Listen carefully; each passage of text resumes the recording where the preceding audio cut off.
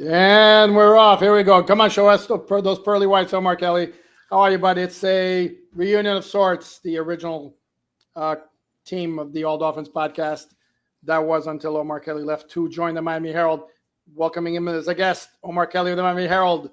How are you, Boo? I'm good, Boo. How you been? How is Indy treating you? Is the weather good?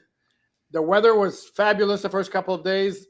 Today was very windy. And then last night we went to dinner, got out of the restaurant. It wasn't even that cold. And for some reason, all of a sudden, I was like freezing. I had a hoodie on and I had to put it over my head because and the other guys I was with were like all laughing. Like, what the hell? No jacket? You're not jacketing it? Dude, I had a shirt, hoodie, and a jacket just to be safe. And it was like 50 and I still was cold. I don't know. Yeah. Canadian blood is completely thinned out. That thing's like the one thing I like about Indy is one of the few cities that still let you do those little scooters downtown. Those things make me happy. I know, I love those. I used to do those all the time to get from the hotel to the convention center. My lovely wife is a little bit nervous with me riding those because she's banned you from riding the scooters. She has politely asked me if I could do her the solid of not doing it, and because I love my wife very much. Not only that, also I need the exercise. I don't get enough exercise, so it's a good walk from the hotel to the convention center. So okay, all right, and it gets me brownie points with the wife and a little exercise. So. You're being responsible, man. I love that. I love that thing at like midnight. There's no cars on the street. Oh, I'd be, yep. But I'm that kind of guy. So anyway. Oh no, I love. Hey, hop the backpack on and then ride the bird. It's called, and then they have Bird and Lime. They have the two services here. Anyway, we're not here to talk about transportation, although we could, but I don't know how great of a podcast it would make. We'll talk Miami Dolphins, a little bit of combine, a little bit of free agent news. And the latest is that the Kansas City Chiefs apparently are going to place the franchise tag on guard Trey Smith to the tune of like $23 million, which is more than the Carolina Panthers gave Robert Hunt annually in his deal last year, which was $20 million. Robert Hunt is not Trey Smith. Robert Hunt is not Trey Smith. Don't do that. Whoa, not that Rob is bad, and I respect Rob. But yeah, Trey Smith is going to make a ridiculous amount of money. I'm curious what their cap space situation looks like. They don't have the cap space to use a franchise tag unless they factored in the tag already in over the cap. No, they don't have the cap space. Can they go to the bank of Patrick Mahomes to borrow a phrase from you? Yes, he's got a $32 million roster bonus, so they could go to the bank of Patrick Mahomes. They could go to the bank of Chris Jones, who's got a $15 million roster bonus. They can go to the bank of Travis Kelce, who's got a $12.5 million roster bonus. So they can go to a couple of banks. That doesn't necessarily mean that it's a good idea, but I still think, who was the cornerback last year? Ladarius Sneed? Ladarius Sneed, yeah. I still think this has a smell of a sign-in trade. Think about it. Now, I don't want it to be to Miami because I'm sorry. And I had this conversation with Barry Jackson, who told me, I don't even know you anymore. I had this conversation with my colleague, Barry Jackson. I'm not paying more than $14 million for a guard annually. I'm sorry. I love guards. It's one of my favorite positions. They don't make that much of a difference. And this is coming from me, of all people. Who loves this? You love your big uglies. I love me some big uglies. I'm not paying $24 million for a guard. I'm just not. And if the Dolphins choose to trade for Trey Smith, I will immediately ask for the firing of Chris Grier, because that would be just absolute overkill of a position that you have neglected. But dude, other than this being a Dolphins podcast, why are we even bringing up the idea of the Dolphins trading for him? Do we? What's the percentage of that even remotely being in the stratosphere? That's what they do. They trade for players because they can't draft them or really sign them. Except, hold on. But let's be fair. They traded for a wide receiver who's the big difference maker. They traded for a pass rusher. It's a premium position. Okay. And they traded for a cornerback, which also is a premium position. I don't think they've ever traded like a lot of capital and paid huge money for a guard. And if they weren't going to give Robert Hunt 20 mil, I don't think they're going to give Trey Smith 23. I don't disagree with you, but I'm telling you right now, Kansas City, based on their financial situation, which is why I had to look it up. And yes, they could borrow from different banks, but they don't even have the money to sign their rookie class right now. That smells like a Ladarius Sneed sign and trade. They have an asset that they know everybody wants. Somebody's going to give us something for it. And we're going to get a second-round pick for it, and then we're going to use a second-round pick to select the replacement because we're actually good at drafting, unlike some teams. Not going to call any names. Wow. Talk about a shot without taking a shot. Or they're buying some time because the conversations have been amicable, and they have a feeling they can get a deal done with Trey Smith. They just need a little bit more time to flush it out. Yeah. They came to Indy and Trey Smith's camp. I don't even know who his camp is. Found out, we gonna get them. We gonna get that money. And you know who I'm sure they met with? The Miami Dolphins, who probably said, you know what? What? You don't think so? No, I don't think the Dolphins enter into this equation. Sorry. You can give me the. You don't think the Dolphins? Okay, maybe. Not for Trey Smith. That's not the kind of toy they like. You're telling me that they don't like to sign the biggest name in free agency? Is that what you're telling me? Because last I checked, unless your name is T. Higgins, Trey Smith is the biggest name in free agency, unless you're considering a quarterback. Who would they sign in free agency that was the biggest name last year? Oh, come on. Last year. Okay.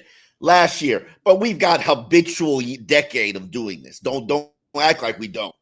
Don't act like that's not a Ross thing.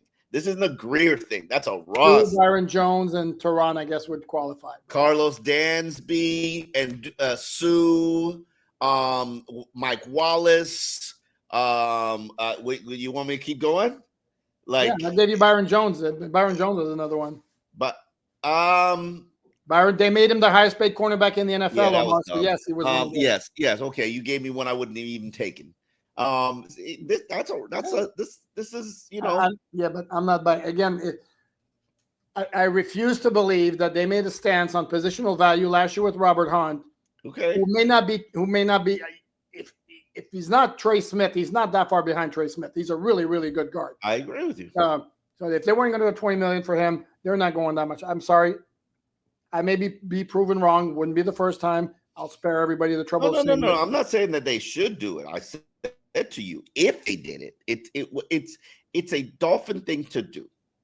And no, let me correct that. It's a Steve Ross thing to do. I do not support or condone or agree with, advocate, and I love my guards. I'm not paying a guard more than $14 million a year, and that's on the high end. Maybe I go 10.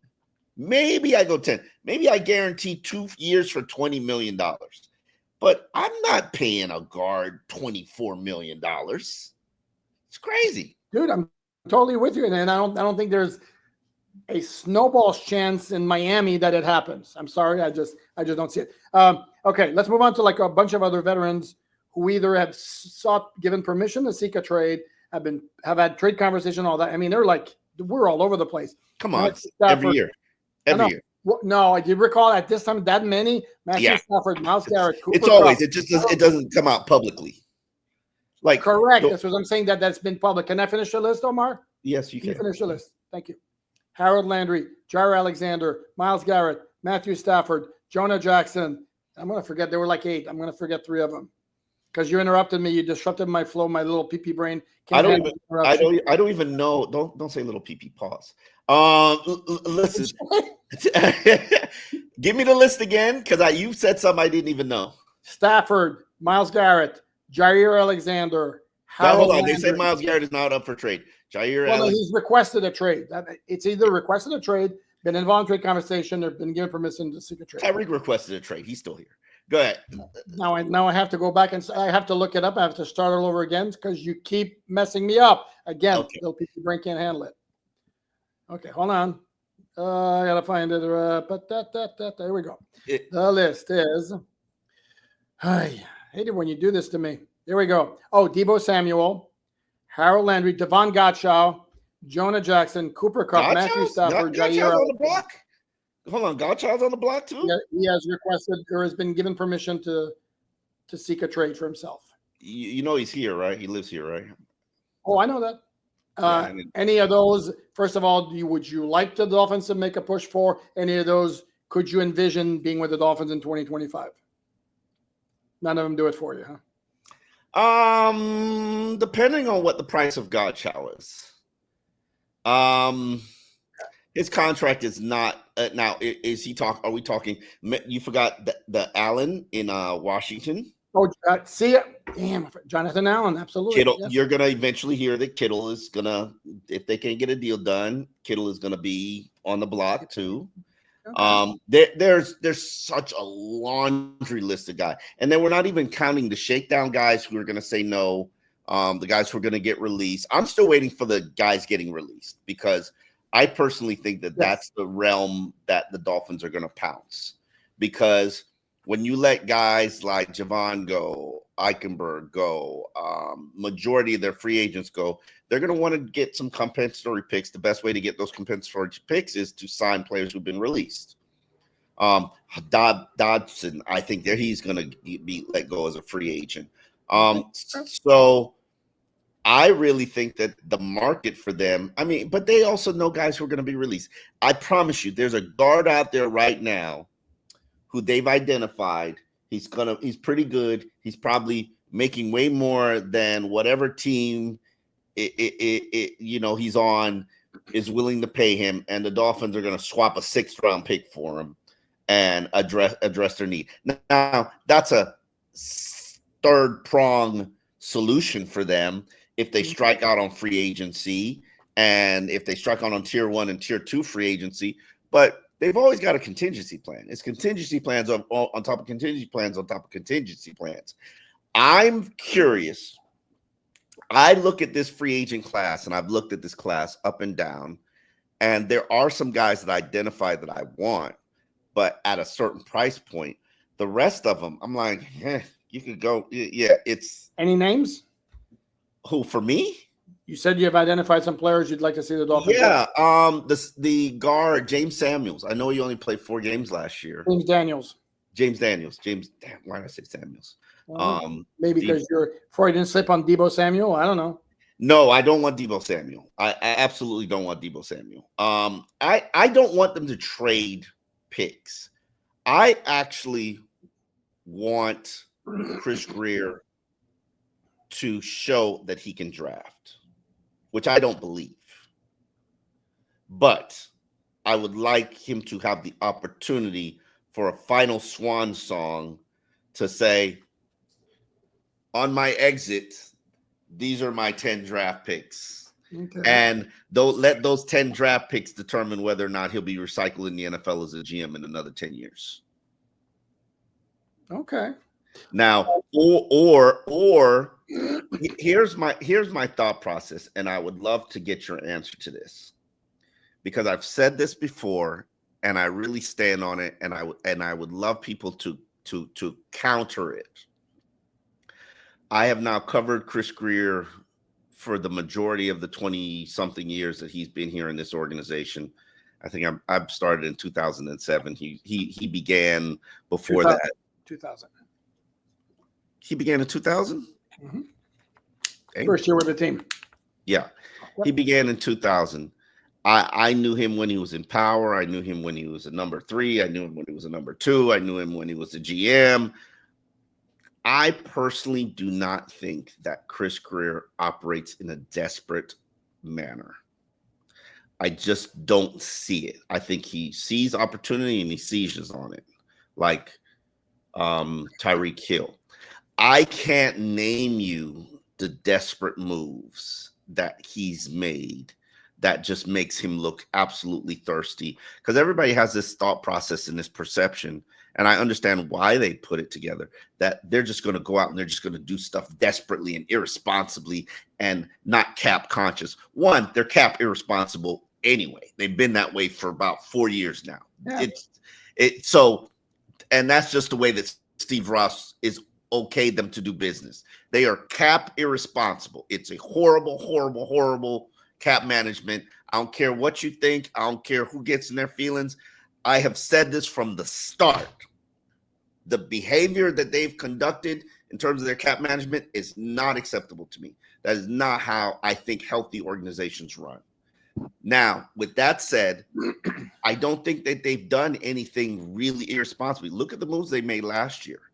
Like, last year was a very somewhat aggressive, but responsible way to. You don't agree? How aggressive was it? Jordan Brooks was a pretty good get. Aaron Brewer was a pretty good get. Yeah, but does that constitute as those were your two highest money free agent acquisitions? Okay. One came in at 9 per, and the other one came in at 7 per. Does that make it aggressive? No. Yep. I mean, compared, obviously they were the highest bidders. They saw. Or they also don't have any state income tax, so maybe they had somebody who was a little bit higher, except that's offset by the income tax. If my point is, if they go out and they conduct themselves like they did last offseason, where identify 4 or 5 targets, go get them, not overbid, overpay, not do irresponsible deals, I think that they can salvage it. I don't know, but my point is, everybody who sits here and thinks that Chris Greer and Mike McDaniels, they're just going to be like, whatever, who cares about our future? Like, let's try to save our jobs now. I don't think that's the way either of them operate. I don't think that's the way they think. I don't think that's the way, they are. I don't think that's the way they're going to put together this offseason. Now, I could absolutely be wrong because I'm trying to save my job. Huh? We all are, aren't we? Yeah, I'm working to save my job every day. So are you. So are you. Yeah. Absolutely. No, I don't expect them to make a move like to hell with the future, with the consequences 2-3 years on the line. At the same time, if things are close to being equal, then it's something that could impact them more so now. Even if there's a bigger cost down the road, I have a hard time believing that they wouldn't. And it's human nature, and you talk about fighting for their job. Yeah. Particularly when it comes to McDaniel, I think Greer has so much equity, having been here for so long, and he's obviously got the loyalty from Stephen Ross. But if the Dolphins don't make the playoffs again, I think it'd be going to be fair that the shine on Mike McDaniel is going to be a little bit gone. And this may not be any reflection whatsoever. I can tell you that Mike McDaniel did his press conference at the Combine this year. The size of the crowd was microscopic compared to his first press conference as Dolphin head coach. Y'all still ain't getting the good questions in, though. Not one to a question. How does Mike McDaniel have a entire press conference, 19 minutes, not one to a question? Not that would have been atop my list. Not one to it in the hip question. Not one Bradley Chubb question. Anyway, sorry. I apologize. Well, and as I indicated to you by text, part of the issue is we had a good decent amount of time with McDaniel, comparatively speaking, with others. Like I clocked in McDaniel at about 24 minutes compared to 14 minutes for Ben Johnson of the Chicago Bears, for example. But the problem is it's a gathering. It's a national gathering. You have other people who have other needs, and there are several questions that have nothing to do with the Dolphins that are big picture questions, such as how do you evaluate, how do you balance upside versus NFL readiness. There was a question about the VR benefits for quarterbacks, which again has nothing to do with the Dolphins. So those take up some time. And as you know, doing VR right now. As you know, Mike has been known once in a blue moon to be rather elaborate in his answer. verbose. I did hear the too. begin. I did hear the beginning where he promised and pledged to not be as loquacious as he usually is and not filibuster. I'm like, can we get that promise on a daily basis when you're doing Dolphins press conferences, please? But Yeah. he didn't have like any like ridiculously long answer, but there were a couple that were longer. So, but your point is well taken. Yes, 2 on the hip should have been addressed. The Bradley Chubb situation absolutely should have been addressed. So that's South Florida media. That's South Florida media. I understand, but I would have been telling the other media members, shut the bleep up. Like you can't. And Omar, you've been at these comments. Here, what happened? I'll give you an example. I don't know if I should say his name, but a South Florida TV personality tried to ask a question. It took him 8 tries, and he got at the last question because every time he started asking the question, he got overshadowed by somebody else. And that happens frequently. There's no decorum. It's basically, Mike, and you try to get in. The second he ends his previous answer. At least a good question? It was about Mason Taylor. It was a good, solid question. I mean, it's legit. Mason Taylor. And good story. As a segue, Mason Taylor, it was tight ends and cornerbacks day at the podium for media interviews for the prospects. Mason Taylor took part. Oronde Gadsden II took part as well. Both very good prospects that are on my short list. Yes, and it was very interesting too, Oronde Gadsden, because one of the questions to Oronde Gadsden was, "What does your father tell you? What is your father told you about this experience?" And he made the point. Oronde Gadsden, the senior, never went to the combine. Yeah, that he don't know the experience. Yeah, he was not a great prospect because he was a really, really slow wide receiver, except that he made his way to the NFL because it was a 50-50 ball. He was going to get it, and he also could make some ridiculous catches. And I think he worked his way up through the Arena League, right? Arena League, yep. Yeah, Arena League. Gadsden is one of my favorite weapons in this draft. Only concern that I have is I don't know how well of a blocker he is, but he is absolutely a third-day target for me. I'm gonna guess he's better than Mike Gesicki. Sorry, Mike, didn't mean to take a shot. And his quarterback too. Ooh, quarterback McCord. Yes, I do. You're a fan. Okay. Yes, I am. As I mentioned, it was tight end day, and Tyler Warren, the big prospect from Penn State, who wears number 44. And the reason he wears number 44 is his father told him, when you carry the ball, when you run with the ball, I want you to run it like you're John Riggins. That's how he wound up with 44. He confirmed he met with the Dolphins. Mason Taylor met with the Dolphins. Yeah, and Omar, go ahead. Tell the folks. We report these because the fans eat them up. Yeah, they do. In the grand scheme of things, what do they mean? Absolutely it means nothing. Yes, correct. If Cam Ward meets with the Dolphins, is that news? That probably would be news. If any first or second round quarterback meets with the Dolphins, that would be news. And we get the quarterbacks on Friday, as a matter of fact. I would definitely be talking to Shedeur Sanders because he will be there. I think he'll be there at 13. I think he will absolutely be there at 13. Yes, he will. Yes, he will. No, I'm just taking no. Please, no, I don't. Yeah. Hey, listen. I don't know what you do in that situation. I think there are it's too early to talk about the draft. You're like even the Penn State guy who's injured that everybody's talking about, a first round pick with a broken foot. Yeah, I'm sorry. Yeah, I'm sorry. Like there are players who slide because of injuries and all this talk, and love Drew to death. Drew's going to do what he's going to do, is to try to protect his player from sliding. There's going to be a slide. There's going to be a slide, and it depends on the nature of it. I mean, it depends if it's something that could be. If it's got to get screws, man, or it's going to require screws. I don't know. No. Yesterday he needed surgery. Today he comes out and they say he doesn't need surgery. He doesn't need surgery.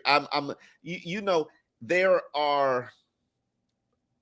I go to training facilities, and there's one particularly, I'm not going to mention the name, that specializes in getting injured players at optimal performance. Mm-hmm. Okay. And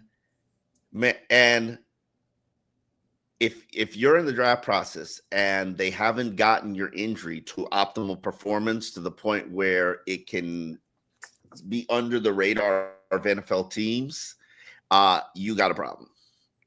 And there's one with a shoulder injury. That's the Ohio State kid. One with a foot injury. These are two guys who are in the conversation for like top 5 selections. They could possibly fall. Who is the Ohio State guy you're talking about? Donovan Jackson? I don't know these prospects by name. You know that. Linebacker. Get a name until they get a number in the NFL. Not even the UDFAs. Go ahead. Yeah, I think he's is it no? I don't know. I don't know the kid's name, but I know he's represented by he's got a shoulder injury. While you look, quick story here, flashback. Because I get nervous when I hear screws inserted into the foot, because do you remember a Dolphin first round pick who had a Devontae Parker? Yeah, and what happened in the NFL? Injury after injury after injury. I literally watched him train when he was trying to come back from not only just Devontae Parker. Remember Ted Ginn had something like that too. You don't remember that? No. Ted Ginn had an injury that prevented him from running a 40 time before the NFL Combine. And there's somebody else who had some. Well, Waddle had broken his leg the year before. Yeah, Waddle had broken his leg, but I think he was fine for the workouts. But anyway, those are speed positions. I don't. Is it a Penn? No, that's the Penn State guy. I don't know. Maybe he has. Anyway, let's move on. Their guy's going to be sliding. I think Shador's going to slide. I think Why do you think Shador's going to? Because you don't think he's that great a prospect? Why are you making me do this? Because you said he's going to fly. I'm not. Why am I just going to let it go? Yeah. He's going to slide? I think Shador is going to slide because he has a Tua-esque arm. Wow, you arm queen. You're an arm queen, Omar Kelly. And it's passes the baseline of what I think. There's certain cities that I like. All these New York teams. You can't throw in the Meadowlands with that arm. Correct. You can. Just you could go visit it and make do, but you can't play 8 games there. I think, let's say the Raiders, like a lot of people have identified the Raiders as a team for Shador. Let's say the Raiders get Matt Stafford. Maybe he's going to meet up and like he's going to go vacation in Mexico and happen to bump into Tom Brady while we got to talk about that. We got to talk about that. We truly do have to talk about that, because the power of Tom Brady has allowed him to go, you didn't see anything. Yeah. Nothing happens. Yeah.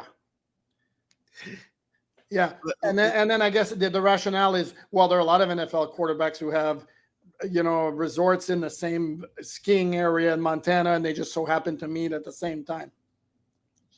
Sure. And now the NFL has come out and said, well, the Rams had given him permission to have these conversations. Let me say this. Like 2 years before Matt Stafford got traded from Detroit, Matt Stafford was looking to get out of Detroit. Yep. And his camp, very quiet, very hush-hush.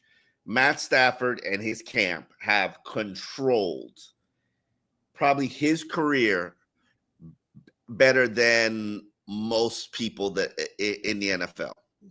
And now when this rumor started circulating that okay, New York playing for the Giants is a possibility, some connection with his brother and blah, blah, blah, blah, blah. I was like, huh?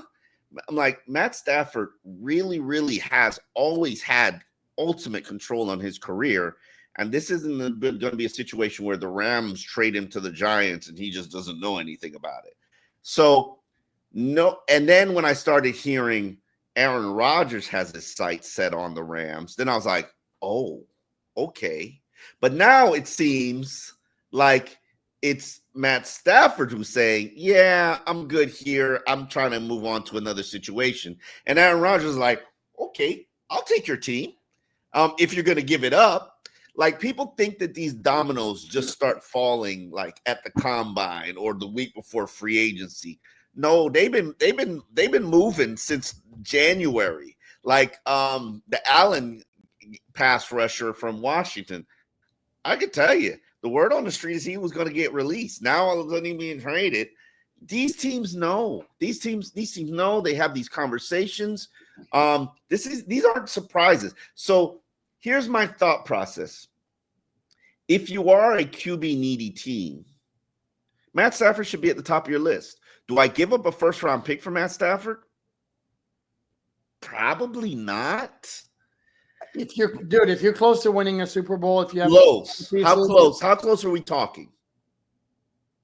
If you're Minnesota, yeah, you late first. Okay, I'd do it. Yeah, not if you're I don't think you do it if you're the Giants. You don't give up the third overall pick if you're the Giants. Definitely, absolutely, I could say if you're Minnesota, but they're gonna keep. Could you right with JJ McCarthy anyway? Could you do a swap? Would you do a swap? If you're the Giants and the Rams, swap and then Stafford. Oh, okay. So it would be Stafford and 27, whatever it is for a 3. Okay, that's interesting. Whatever number they are. That's okay. That's interesting. These are conversations that people are having at the NFL Combine in very private hotel rooms, hotel suites, actually, and you'll never be the wiser of it until it actually comes out or until somebody wants to leak it out to a media member. So that they can have that media member owe them a favor. This is how the game gets played. Now media members fighting in the Starbucks like that was hilarious. I wasn't there. I didn't see it. So I just only coffee addicts. But yeah, I mean, I'm a coffee addict too. What's the steak What's the steak spot? St. Elmo. Huh? St. Elmo or Prime? No, the other one, the better Prime. one. Prime. Yeah. I could see that happening after I was at Prime. A Starbucks. Well, maybe they were both too highly caffeinated. Let's move on to the Dolphins real quick. If you had your druthers, who's the backup quarterback in 2025? Teddy Bridgewater. No, Joshua Dobbs. No, come on, love it, Teddy B. Teddy B. No, I'm serious. I'm not overbidding for a quarterback. I'm not. I could go sign Teddy Bridgewater for $2 million, and like if I got a break in case of emergency, I'm just telling you the truth. Sorry, no. But you're doing that with some of the viewers here and some of the listeners on the audio podcast who they hate Teddy. Yeah, who have shot arrows at me for defending Teddy Bridgewater. You know how many times Teddy Bridgewater was mentioned to me in the Dolphins locker room last year? Probably about 10. They would FaceTime call Teddy, like after practice. Like he's a very popular dude in that locker room. So, and does he want to come back here? I don't know. I have not talked to Teddy. I have not made any efforts to talk to Teddy.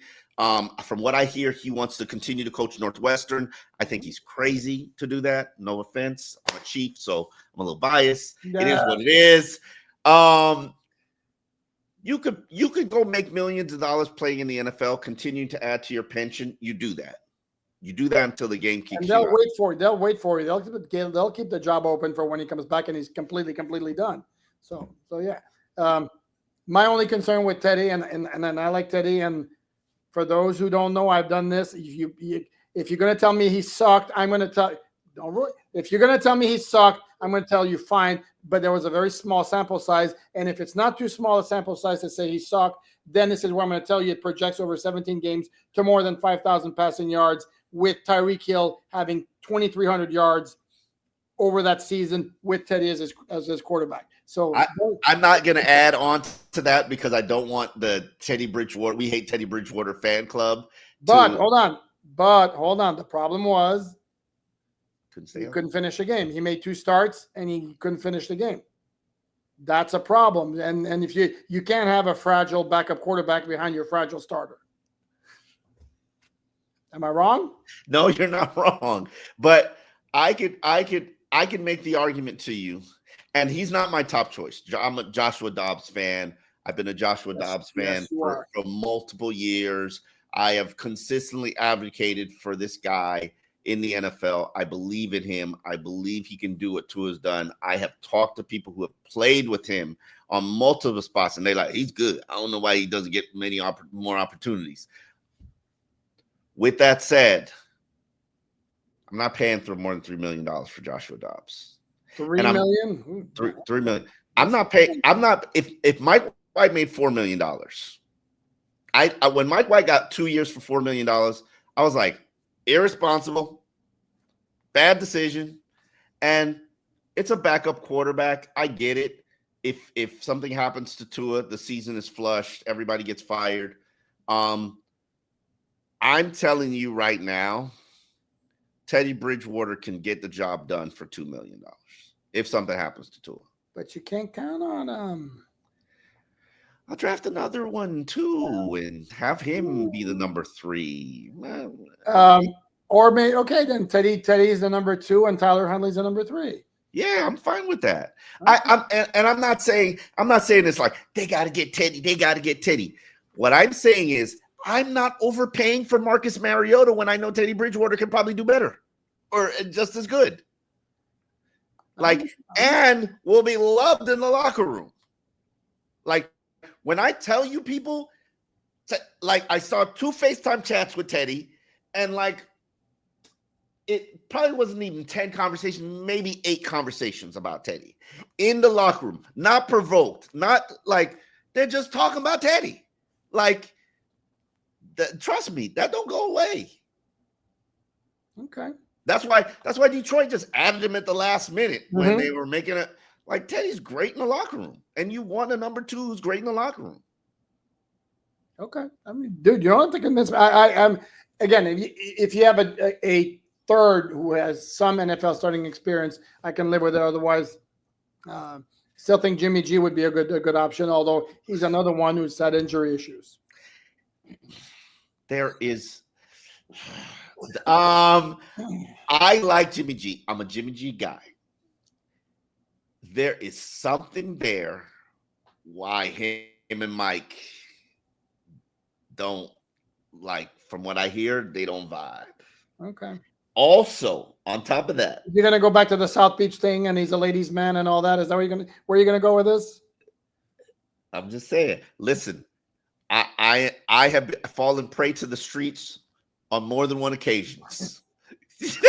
Oh, you gonna laugh? You gonna laugh at that? No. Are you really gonna laugh at that? It's a very dangerous place if you have weaknesses and vices. It's a good thing that doesn't apply to you, right, Omar? Well played. Well played. All right. Hell, we could finish it on that note. Any parting thoughts, actually? Jimmy G, you say? I'm trying to think what Jimmy G should go back to New England and be the backup. Jimmy G should go compete in Indy. Supposedly they're going to have open competition with a veteran. What veteran is that going to be? There you go. Well, there you go. Jimmy G would be one. Kirk Cousins would be another one who would probably, if the Falcons wind up releasing him. I don't think they're going to release him. I think they're going to try to sell him, and if nobody takes him by the trade deadline, he's there. I'm a Kirk Cousins. I'm a Kirk Cousins fan too, and it's a ridiculous amount of money, but I'm not trading for that amount of money. No. Nobody's going to trade for him. They're going to wait for the Falcons to release him. I don't think the Falcons are in a financially desperate spot. I'm going to look now where they have to release him. No. They would release him because they don't want that negative energy if Cousins comes in kind of pissed off that he's no longer the. They are. They're $5 million in the red. So, and that's $40 million. Yeah, they don't save anything by cutting him. They're going to eat. I think they might save something. They're going to eat a lot. Yeah, no, they don't save anything by cutting him. They could save they eat 2.5 by trading him. Holy crap, they are so stuck. They don't. They are stuck. Yeah. He's gonna be expensive as hell backup. That's right. But, what are you gonna say? I'm trying to look for the amount of money. $40 million for Kirk Cousins. Yep. Not that. That was a weird move. Okay. Only weird move because they have a quarterback that they like that's younger. Sorry? I said it's only a weird move because they have a quarterback that they like that's younger. No, it's a weird move just to give him all that money in free agency. Kirk Cousins don't play about his business. That's the one thing I've always respected about him. I guess it's too early for me to ask you if you had your preference of position for that first round pick for the Dolphins. Way too early. Free agency's gotta play out first. At the moment, I think you've got a 3-prong position needs to be addressed, and you probably have to address it in both free agency and the draft: safety, offensive line, and defensive line. Like you got to do something. You got to do something. I forgot one. What's that? Cornerback. You know why I forgot cornerback? Because there's always good veteran cornerbacks out there waiting on the street to find jobs at the very last minute because they don't want to, like Stephon Gilmore. You want to go sign Stephon Gilmore and put him opposite Jalen Ramsey? You could do that. Yeah. $5 million. You could do that. Okay. I said this on my last podcast, and I'm eventually going to check if Xavier wants to play. I don't get the sense that he does. Like, he'd have to begin to start training now. He hasn't put up any videos of him starting to train. He's really into horses. And I don't know if he owns them, is breeding them, whatnot, or just wanted to ride them. Maybe he has a farm in Houston. So he's really into horses right now. I think, the one thing I've always learned about veterans when you get close to them and players is they have a certain dollar amount, especially veterans who've been in the league for a while. They have a certain dollar amount that they're going to play for, and they have no interest in playing if it's not for that dollar amount. And like, there's a certain dollar amount. Like, when you talk to guys like Calais Campbell, I remember talking to Calais about his routine and his body and his diet and things like that. And I think the conversation was he's not $1 million into his body, but he's close. So imagine doing that and you're making $2.5 million. Then taxes cuts into it. So basically Xavier's playing for free. Yeah. Does that when I used to do I Am Athlete, I remember I would talk to guys who were literally like not even NFL starters. How much money do you put into your body every year? Everybody's at like $500,000. Mm-hmm.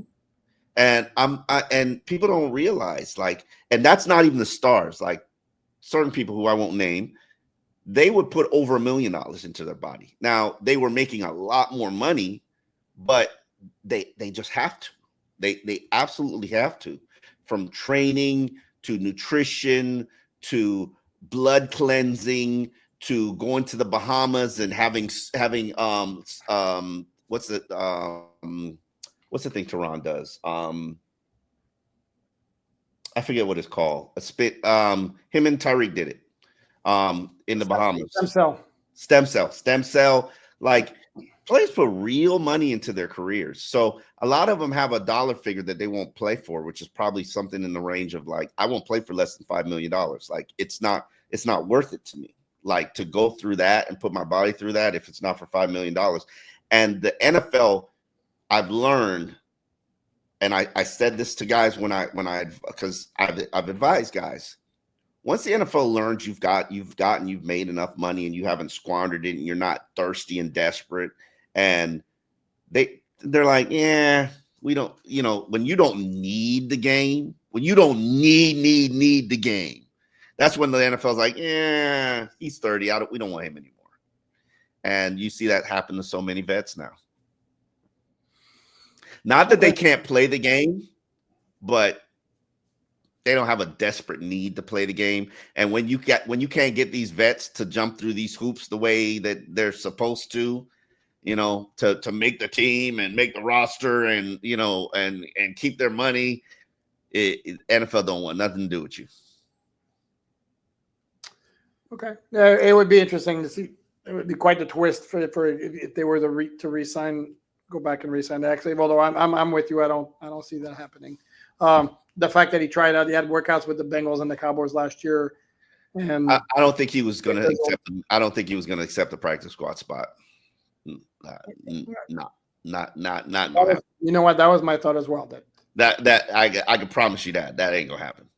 Yeah. So yeah, I don't even know what he did those workouts for because it ain't that wasn't gonna happen. Yeah. Pride is a hell of a thing, man.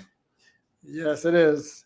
As I mentioned, tomorrow it's the quarterbacks talking. Oh, by the way, I should mention for those who may care about this, other players, Malachi Starks, the safety from Georgia, who's been rumored or projected in mock drafts to the Dolphins, has met with the team. So he's sliding. Sorry, he's sliding down the draft, and if he runs a high 40 time, second round it is. He's supposedly sliding down the draft a lot. Yeah, too early for that. And then Will Johnson, the cornerback from Michigan, also met with the Dolphins. So I will not allow Chris Greer to draft a cornerback in the first round. Damn. You've lost all cornerback drafting privileges. Why? Because of Noah Benogany? Cordrea Tankersley. That was third round. Noah Benogany, Cordrea Tankersley, Cam Smith. Second round. You lost all cornerback drafting privileges. X was in the second round. I know X was in the second round. That was in this very first draft, 2016. Right. So you tell me since 2016 to 2024, you haven't drafted a good cornerback? Ouch! Yeah, no. Ouch! No. I have to look at the list, but yeah, you might be right. Now you've had a bunch that are undrafted who've turned out pretty solid. But I'm sorry, if your undrafted players are as good as your first round, as good as your early draft picks, we have a problem. Okay. I get the queasiness, to use a popular expression in South Florida. I wouldn't have an issue with Will Johnson because it to me would address what I think is a massive need. And if you're going to play defense with one hole at cornerback, that's not going to work. So it better be filled in free agency, if not the draft. So. I think cornerback is going to be one of those positions where they're going to they annually find one position to roll back salaries and do a market correction. And I think cornerbacks is going to be that position in free agency. I also think running backs is going to be that position in free agency where they're just you're going to see a lot of market correction going on. You mean even after the success of last year with Josh Jacobs, Derrick Henry, and then who's the other one who switched teams and was really, really good? Saquon Barkley. Not just Saquon Barkley. I think the one in Green Bay did well. I know, Jacobs and Derrick Henry. Yes, you're right. Yes, I think that was an aberration. None of those guys got paid ridiculous money. But neither will Najee Harris. Sorry. Why you got to do that? I didn't say Najee Harris was going to get ridiculous money. Najee Harris is like a $4 million back. This is me pushing buttons, and you like pushing buttons. This is me pushing the buttons. Next, you're going to bring up Jordan Phillips. Sure. Oh, which I thank you just did that. Check out, I have a story on MiamiDolphinsOnTheSide.com yesterday. Defensive tackle Jordan Phillips. No, not that one. 10 years later in the draft. Omar's buddy back in the draft. And yes, Jordan Phillips from Maryland is very well aware of Jordan Phillips from Buffalo in his career. Is he lazy like Jordan Phillips from Buffalo? It's funny too, as I wrote. You should read the story. If you had read the story, you would know this. The scouting report could not be different. The body types are different. Jordan Phillips from Maryland is short, very wide. He's like 6'1", 315, known for leadership and work ethic. Jordan Phillips was 6'6", was big. Tower humans. Yeah. He was 6'6", and he was known for freakish athletic ability. He did like a standing backflip at one point in college, except there were concerns about his motor and let's just say that may have played out like that in the NFL. Yeah, let me be quiet because he still might find me. Wow. We have Achievers first here. Omar is left speechless. Yeah, let me be quiet. Like when he got released from Dallas, it was just like, yeah, nobody gets me like Buffalo. Like I'm not going anywhere else. I was like, yep, you're right. No, yeah. And now 10 years later, he's still in the NFL. He's still in the NFL. And listen, Lee, he got the last laugh because he's had a really good career for a defensive lineman. Yeah. Would you give up a 5th round pick for Devon Gotcha?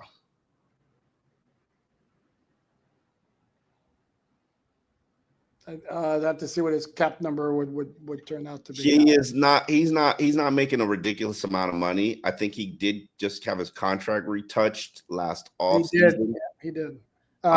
He's making $4 million in base salary, and he's got about $1 million in bonuses, which that's $5 million for an NFL starter at 31. The problem is he's got another year in 2026. So that year is pretty decent salary. I might consider this. If I don't have to retouch that contract, I might consider this. Well, would he be a major upgrade over Benito Jones as your supposed run stuffing? No, that's not a nose tackle. That's not a nose tackle. Who's not a nose tackle? Devon Gotcha. That's exactly what he's become. That's exactly what he is. He's not a nose tackle, bro. But that's how he was used in New England. That's what he is now. Oh, he's not. He's a two-gap dude. You get no pass rushing out of him. Doesn't have a sack in the last 2 years. Yeah, I'm not paying that for a nose tackle, but I would want to see him as a defensive end. I mean, defensive tackle. I'm considering it. I'm like considering what you might have to pay for a defensive lineman. At 31, that's not an ideal age, but 2 years at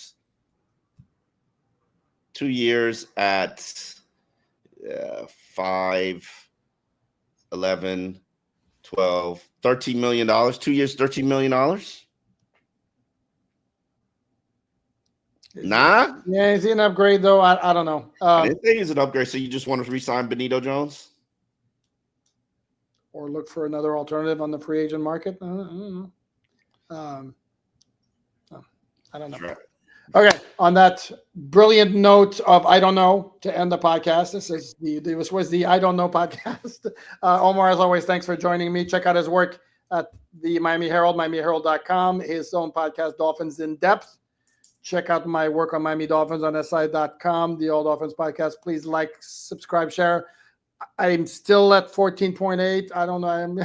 Please, guys, can me reach 15,000, por favor. I would love that. Be back tomorrow. In the meantime, have a great rest of your Thursday.